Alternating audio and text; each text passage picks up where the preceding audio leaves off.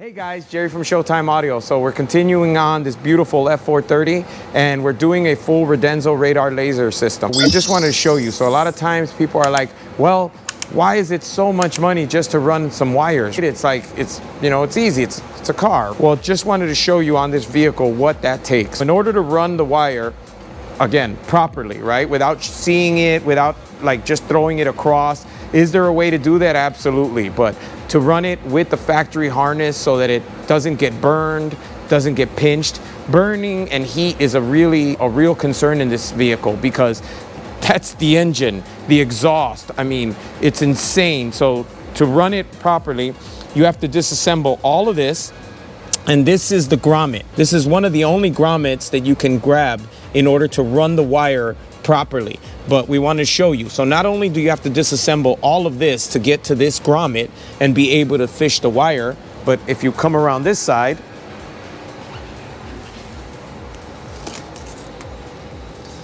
the inner wheel, well, all of that has to come apart just to be able to run it. Now, this is the exhaust, right? So part of the reason to do this is to stay away from the exhaust and have it follow the factory harness in the vehicle. So this is why it's so much labor to put a radar laser defense system in a car like this, in a Ferrari, because we have to disassemble so much of the vehicle, again, to do it properly. We want to run with the factory harnesses. We want to be just as if the car came with it. Can you do it another way? 100%, right? Can you just fish it through there and pray it doesn't melt, and pray it doesn't get pinched, pray it doesn't get tangled in something? Absolutely. But we don't like to guess. We want to make sure that the install is going to last for the duration of the vehicle. The last thing we want to do is deliver a full radar laser defense system and a wire melts or gets pinched and it fails. And then if obviously it fails at the worst possible time, which is what always happens, then obviously bad stuff happens, right? So our thing is always to do the best possible job and mimic the factory. We want to mimic the factory because if it hasn't failed in all the years that this car's been on the road, being, the factory harness, our harness next to it is obviously going to have the same shot as the factory harness. So also on the front of the vehicle, if you take a look, this is again how much has to come apart just to be able to run the wire. So the whole front bumper, the inner tub, and then same thing. This is what we do in order so that we can run with the stock wiring and make it as if it came with the car. So that if they go to service it, so we'll show you the bumper over here. So this is the stock bumper. These are the stock hoses, and this is the factory disconnect for these hoses. So what we'll end up doing is all our connectors will live right next to this one.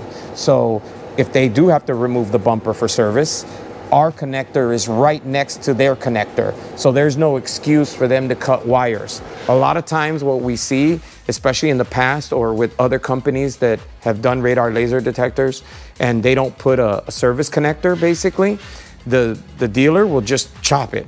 It isn't ours, we don't care. So they cut the wire, and then after the car gets out of service, the client picks it up, and a day, 2 days later, he notices, hey, my radar's not working, or it says error or something weird.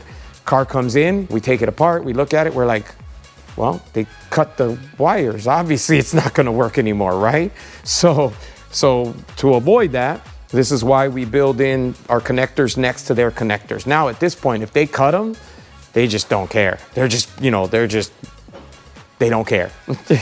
And that we can't avoid that, right? But at least this way we give ourselves the best chance of making it serviceable. Because the last thing, this is why typically dealerships, body shops, mechanics hate us. So because they go to work on the car, they go to pull the bumper, there's no disconnect, there's no slack.